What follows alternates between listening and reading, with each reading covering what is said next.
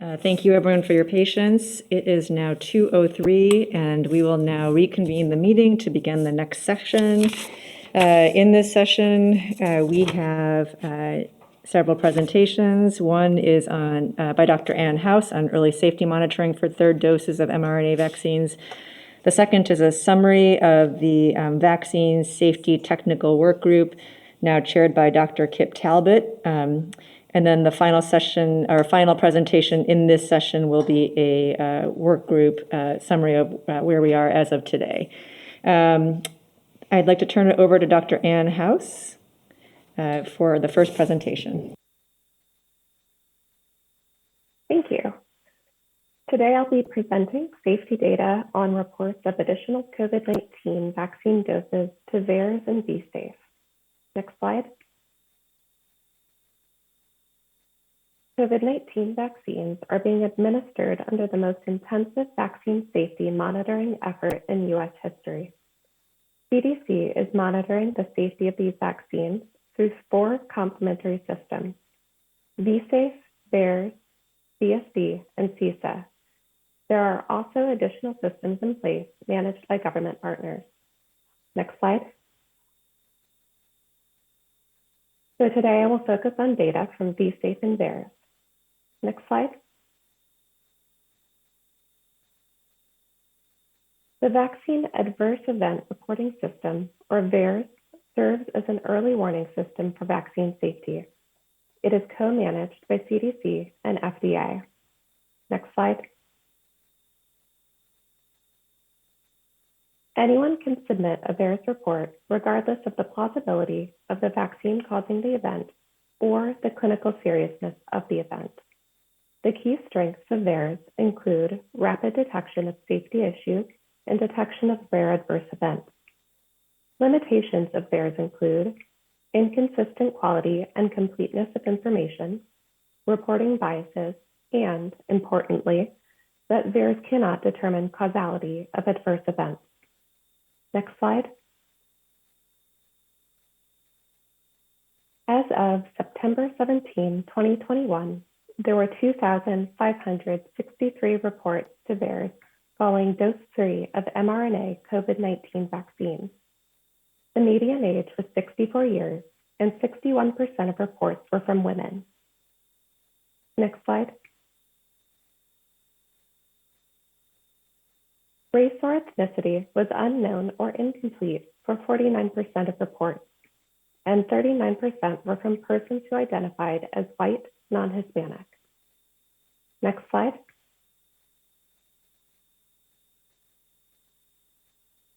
"95% of the 2,563 VAERS reports following dose 3 of mRNA COVID-19 vaccination were non-serious.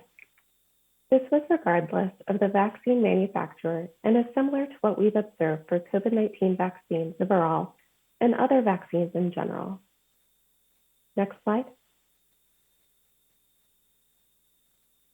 The most common adverse event reported to VAERS following dose 3 of mRNA COVID-19 vaccination was extra dose administered.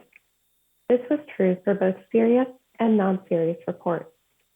Per federal law, serious reports include reports of hospitalization, prolongation of hospitalization, life-threatening condition, permanent disability, congenital deformity, or birth defect, or death.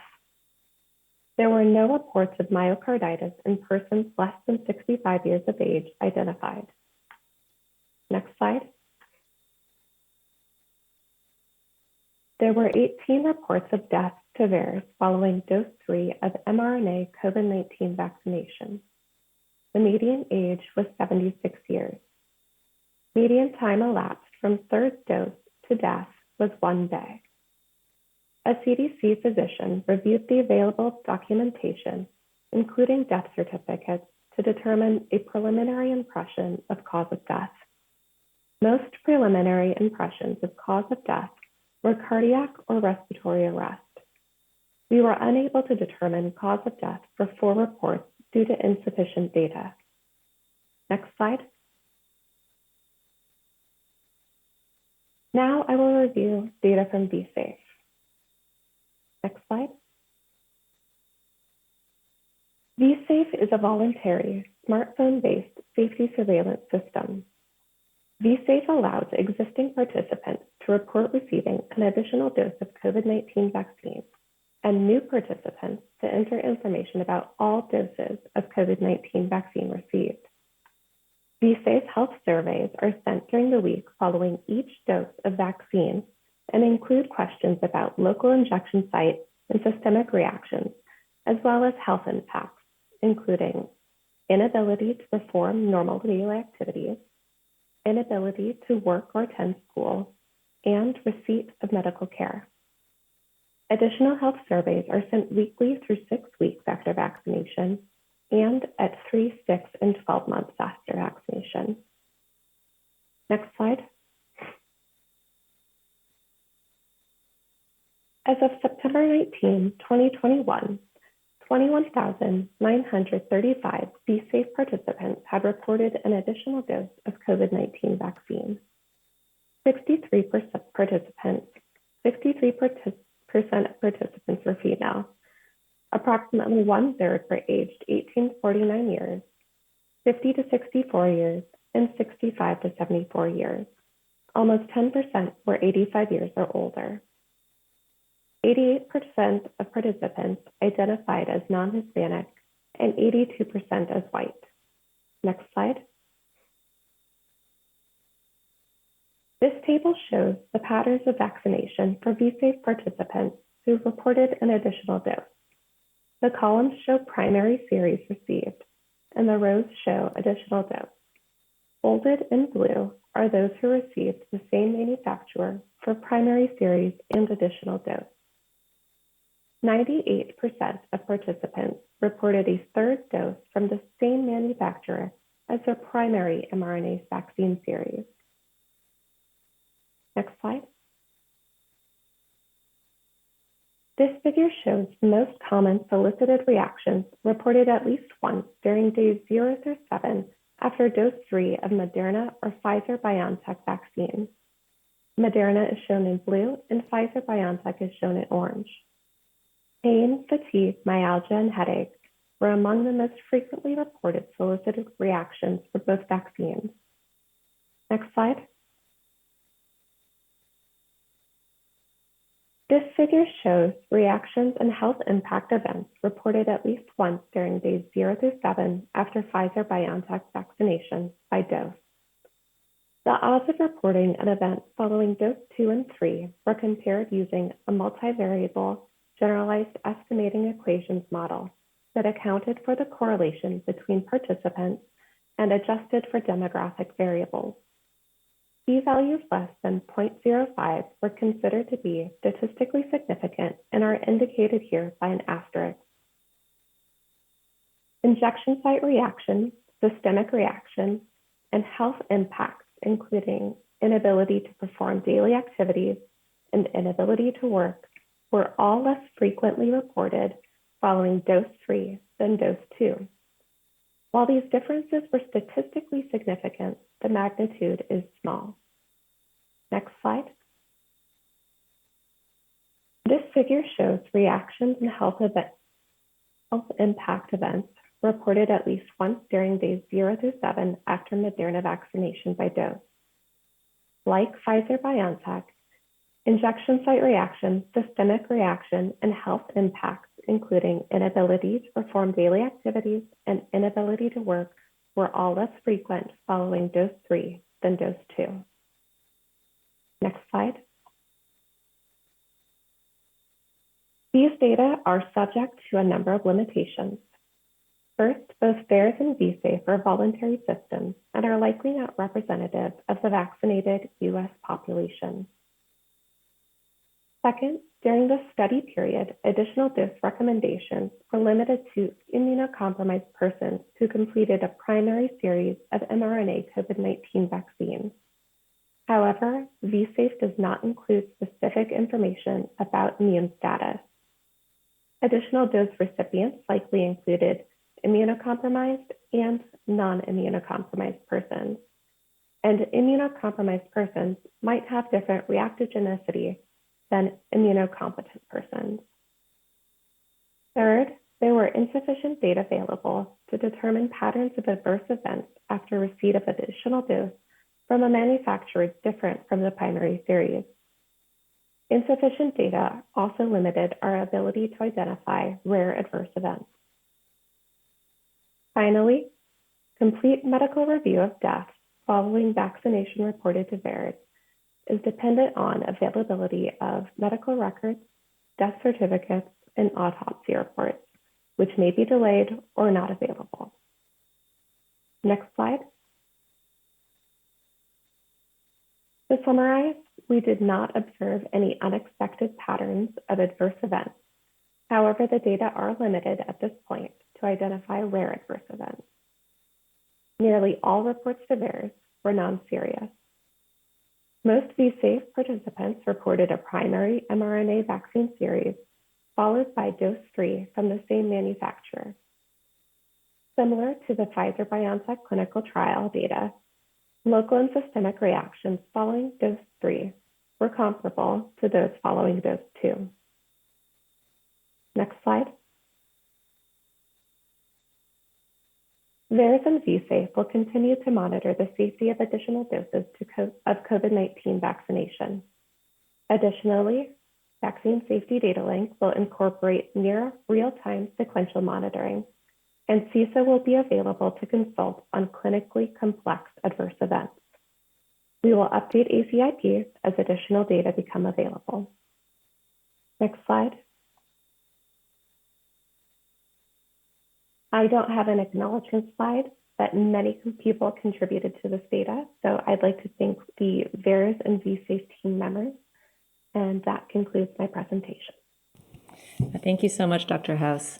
I'm actually going to open this presentation for clarifying questions about the content. I just want to emphasize that Dr. Kip Talbot will be providing a summary of the VaST interpretation of this information, but if there are any questions, please go ahead and raise your hand.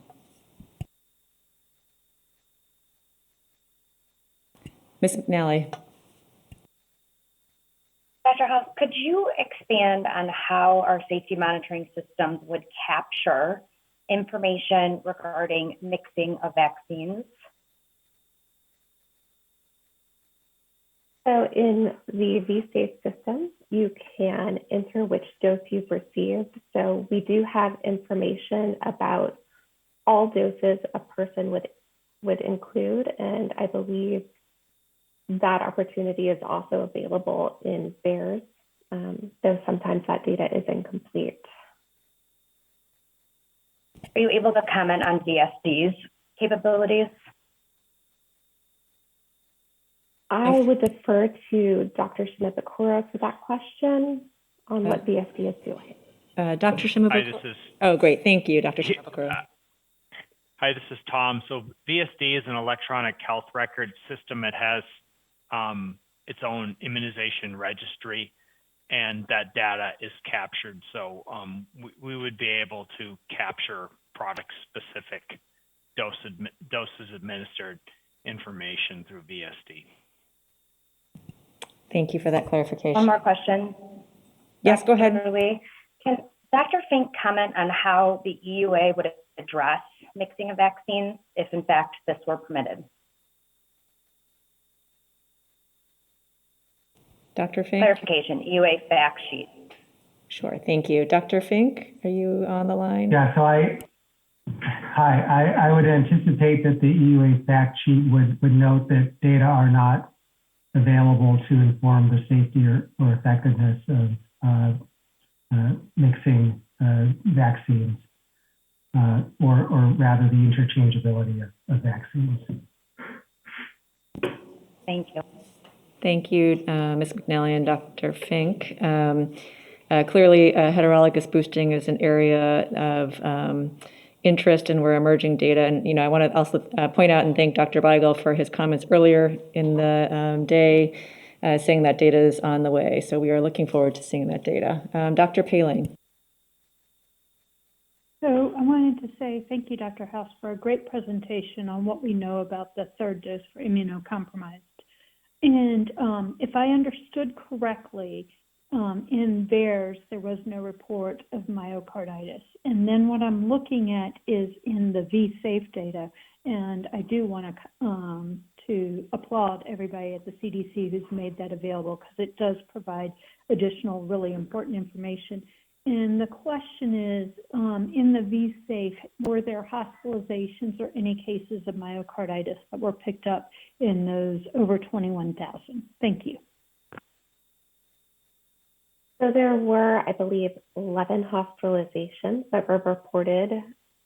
We don't have the capability to really comment on reason for hospitalization. VSafe does not collect that, nor do we collect information about myocarditis. This is really a system that collects mostly reactogenicity data, although there are some data available in free text form about additional symptoms.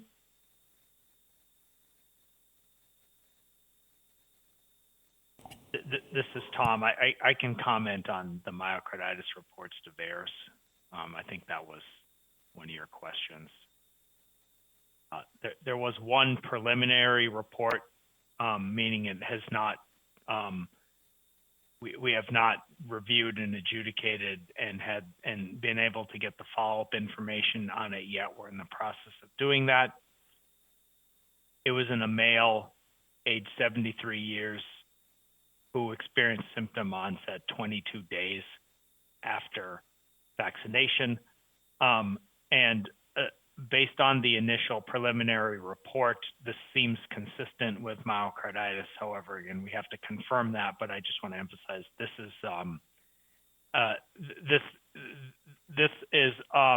not, I would say, atypical for what we would consider vaccine-associated myocarditis. This individual falls out of the age range that we consider the risk, the age groups of risk, and also the symptom onset is quite far out compared to most of these vaccine-associated myocarditis cases. It's outside of the 0 to 7 day risk interval, which we see the clustering. It's even outside of the 0 to 21 day conservative interval that we use in some of our other monitoring. So really no indication that this would be a vaccine-associated myocarditis case, if it turns out to be a confirmed case. Thank you for that additional information. Dr. Paling, did you have another question? I wanted to say, no, thank you. That answers my question. And if I'm correct, if there's a hospitalization in VSafe, then there's an assistance and that data gets entered into VAERS. I just wanted to confirm that's the case. So you would pick up myocarditis through the VAERS using that process, if I'm correct. Thank you. Yes, to respond to that comment, VSafe participants who indicate hospitalization would receive active follow-up and be encouraged to complete a VAERS report by staff. And they can do that over the phone as well.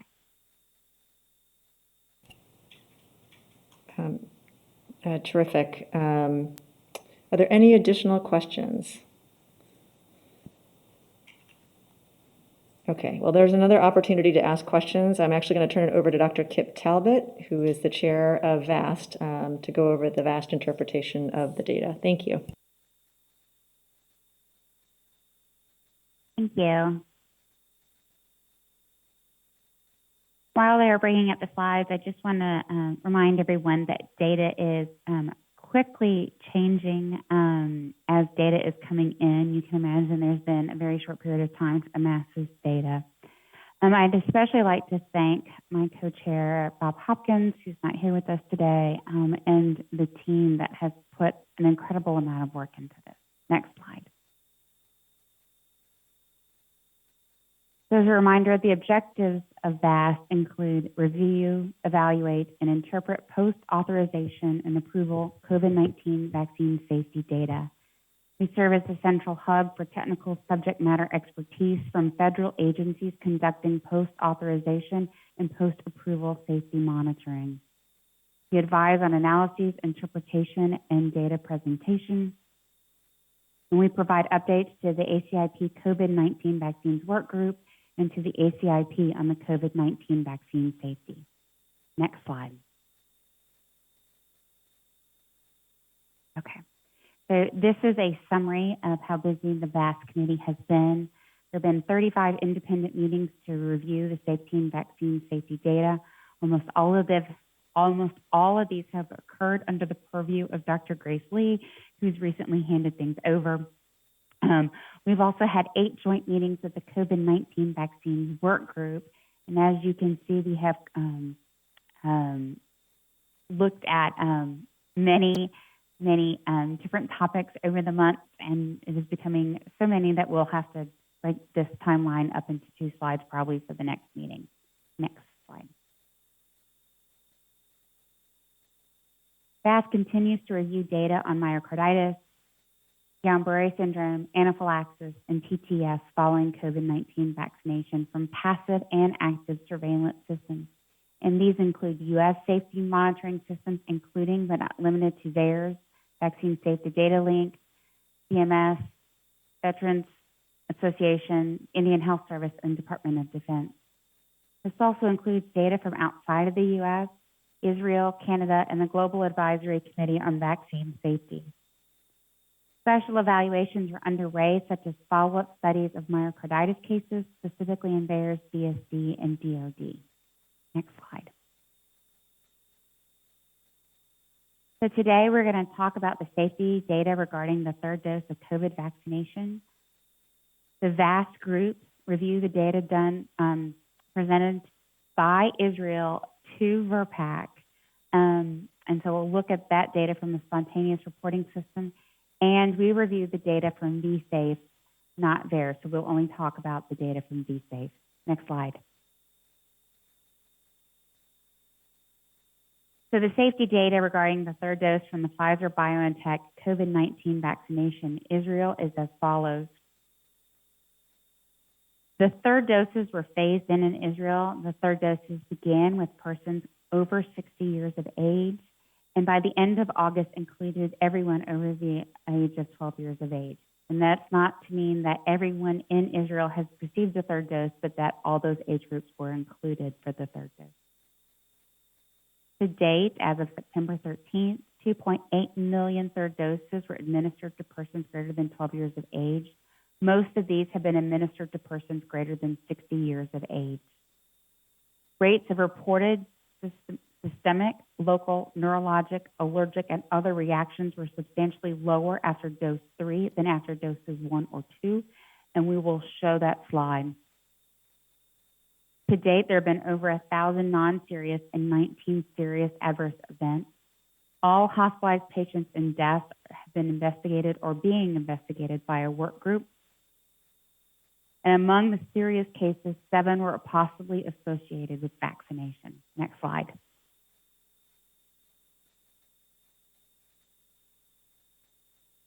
So this shows the data from the Israeli Ministry of Health. It shows the rate of systemic adverse events by dose. So you'll notice 1st dose in blue, 2nd dose in orange, and 3rd dose in gray.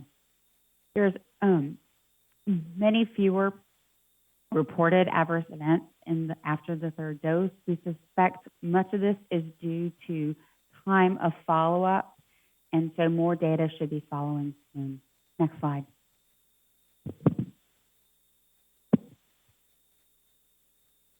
This is also further data from Israel.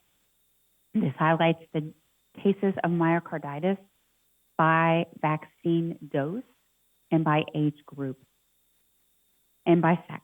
You'll notice females are the top rows and male. There were no observed cases of myocarditis following vaccination, 3rd vaccination, except for in 1 male over 30 years of age.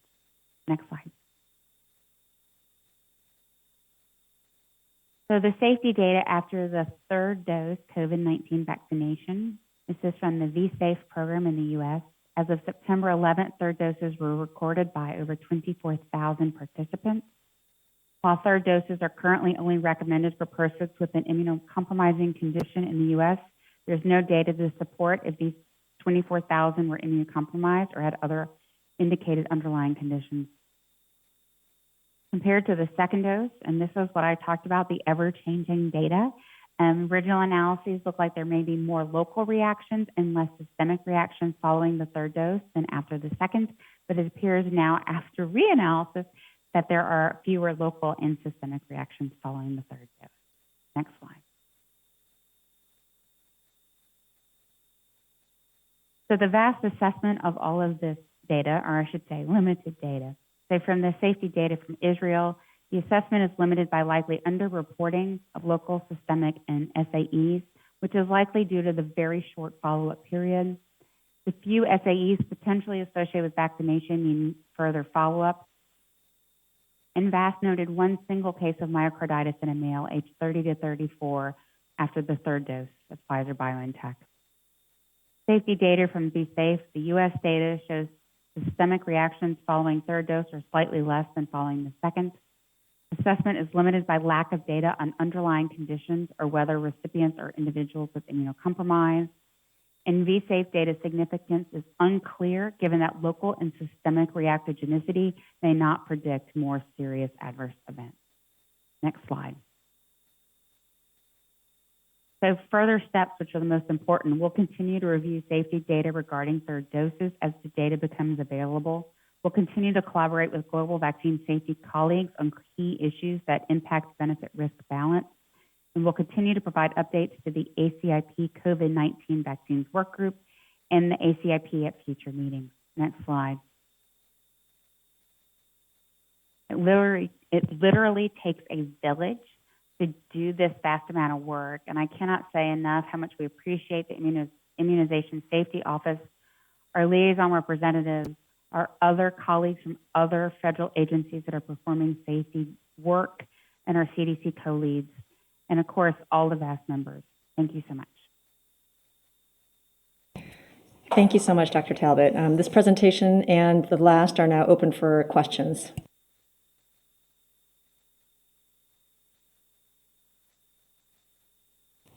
Ms. Bata. Thank you, and thank you, Kip, for that nice summary. Just a quick question under the safety regarding the third dose study that was done by Israel. It was mentioned that there was a suspected underreporting. Is that just because of the time limitation, or is this concern about underreporting of serious conditions? Can you expand on that at all? Sure. Absolutely. So I think the biggest limitation at this point is just time. This was a recently started program, and they are so slowly beginning to accumulate data. I think the second aspect of it is many of the questions we have, like myocarditis, would be events that would happen in younger adults, and the majority of people who received the third dose were older. So I think some of it is different age groups, lack of time, and also it's unclear how much reporting they have after this third dose, since this was self-reported. Thank you. Okay, thank you. Dr. Daly. Yeah, I have a question related to Ms. Bata's question, or sort of a follow-up to that. So I'm trying to interpret the data from the Israeli Ministry of Health, and I'm trying to think about whether the strengths and limitations of the data coming out of Israel are more similar to the strengths and limitations of VAERS, or are they more similar to the strengths and limitations of the VSD? And maybe this is a question more for Dr. Shimabukuro or Dr. Talbot, but is this a system where they may miss a number of hospitalizations post-vaccination, or they may miss vaccine doses, or is it a system where the capture of both of those is likely to be pretty good? Tom, would you like to? Matt, I think I'd have to familiarize myself a little more with Israeli data, but I think it maybe I think it has better capture of information than a purely passive system like VAERS. But I have to admit I don't know enough about it to say it's equivalent to an EHR-based system like VSD. Okay. Yeah. Thanks so much for that, Tom. I mean, that was kind of my understanding, is that it is still passive surveillance, but that given they likely know who was vaccinated, and then they have several large sort of health maintenance organization type organizations, they think they're capturing most of the hospitalizations, but there are going to be some limitations. So, okay, thank you very much. I think that's my understanding of it too, that their capture of information, first of all, it's a smaller country, smaller population, and their capture of information in this, it sounds like more of an enhanced passive surveillance system may be better than VAERS, but it's not necessarily an EHR-based system like the. Thank you. Thank you so much. Dr. Paling.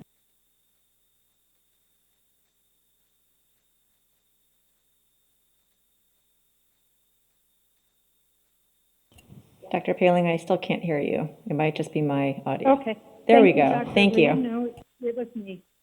Thank you. And thank you, Dr. Talbot, for a great presentation of what's known about third doses in Israel and what we've seen so far in VSafe. One of the things I thought I understood from the presentation is that in Israel, they thought there were 7 possibly associated serious vaccine adverse events.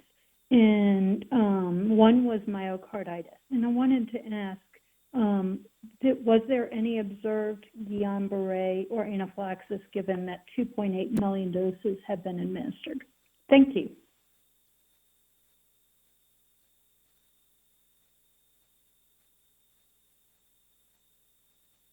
If you will give me that data, I will tell you. Give me just 1 second. I have the slides and I have them open. Okay, here we go. One was an allergic reaction.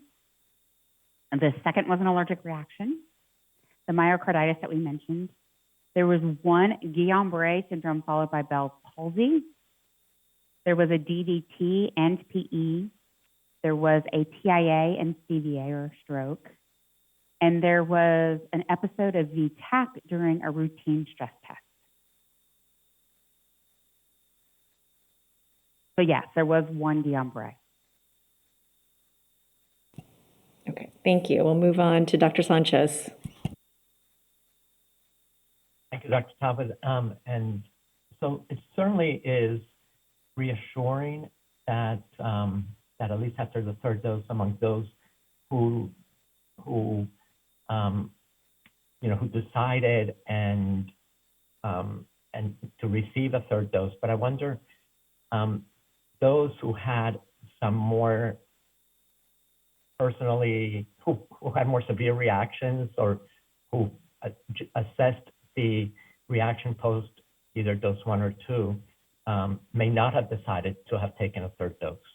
And I just a comment that the data, with the Pfizer data, it seemed also like the third dose was also, at least in the elderly, was less reactogenic. But at least with the Israeli data, I don't know if those who really felt horrible after the first or second dose, how many of them actually received the third dose. And I think that's something that we'll have to grapple with as if there is a recommendation for a booster dose. Thanks. Dr. Sanchez, I completely agree. I think that's data that would be lovely to have. How many people had reactions after the first and second dose and then decided not to do a third dose? Would be helpful. Thank you. Ms. Howell. Yes, thank you, Molly Howell, representing the Association of Immunization Managers. I have a couple of questions. One is, in Israel, are people who previously had COVID or had a breakthrough infection after being vaccinated receiving a booster dose? And then just wondering how that impacts adverse events. Does that increase, if they do receive a booster dose, does previously having COVID increase adverse events? And then also, is there any data from the US yet showing whether or not people who previously were infected have a increased risk for adverse events with also being vaccinated? Before you jump in, Dr. Talbot, this is Dr. Lee. I just wanted to comment that our Israeli colleagues kindly presented last Friday at the VRPAC meeting The slides are available on the FDA VRBPAC meeting website.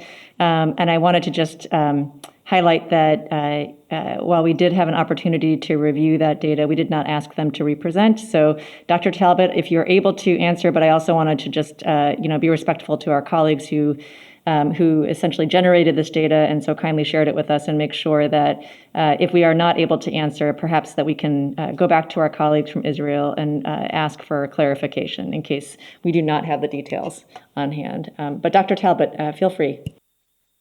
Yeah, so we don't have all of the details on the Israeli data. On the, I'm trying to remember, slide 21 of the data that was presented to the FDA, when they looked at the booster analysis, which covered most of the 60-plus population, they actually excluded people who had been infected previously when they did their analysis. But that doesn't give us the information about, if I recall, about the adverse events. So I do not think I'd be able to make comments on that. Yep, this is Tom. I can comment on a couple ongoing studies, if that's okay. Please go ahead. But there is a case control study looking at prior infection as a risk factor for more severe reactogenicity. That's using VSafe data.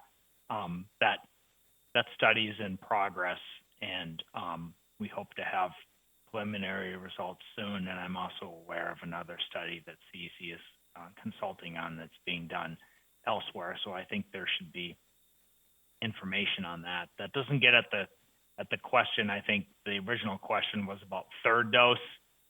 Almost seems like you'd have to have a breakthrough case after second dose and then get third dose to answer that question, which is maybe a rare event. But I can say that just for the basic series, there is a fairly large case control study underway using VSafe data at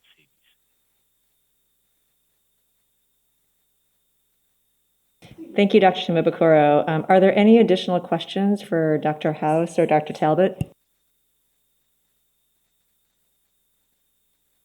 Dr. Kimberlin, do you have your hand raised?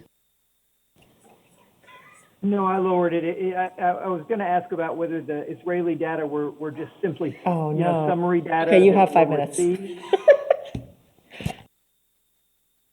Whether the Israeli data were the raw data that the CDC was able to analyze, or were they simply summary data received? It sounds like it was the latter. Yes, it was a summary data that was presented at VRBPAC. Thank you. And Dr. Long, we're going to take your question, and apologies because we were going to take a 5-minute break, but I think this will be terrific. Thank you, Dr. Long. Thanks very much. I'm sorry, I didn't see these slides before, so I may be confused, but the question is about the difference between third dose and booster dose.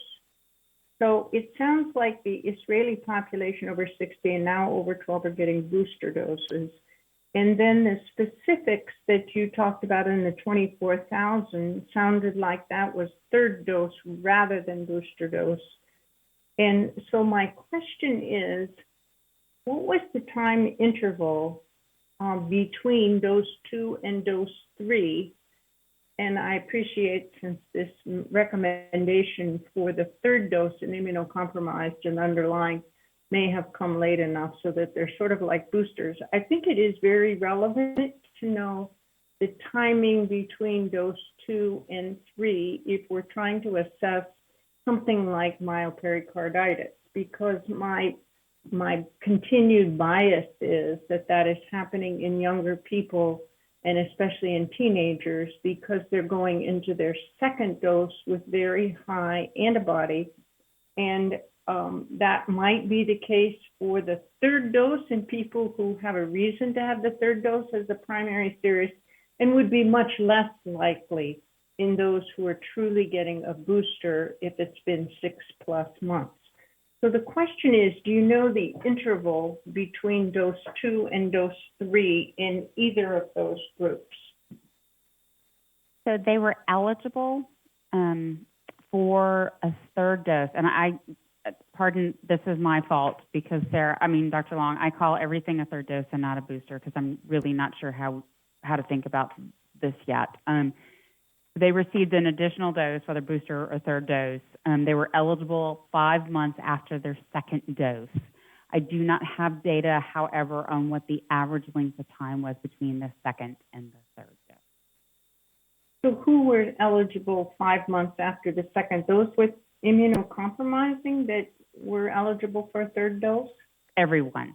Everyone. Nobody got it right 1, 2, 3, as we have suggested could happen to immunocompromised and underlying. Is that right? It says the general population. If they do have a program on immunocompromised, I do not know and would have to defer to someone with more knowledge. Okay. Thank you. So these were all pretty far out, which I would suggest is not as likely to be associated with myocarditis, but we'll have to see how that plays out. Thank you so much. Thank you. I don't see any more hands raised, so I'm going to take a break until 2:45, and we'll be right back. Thank you.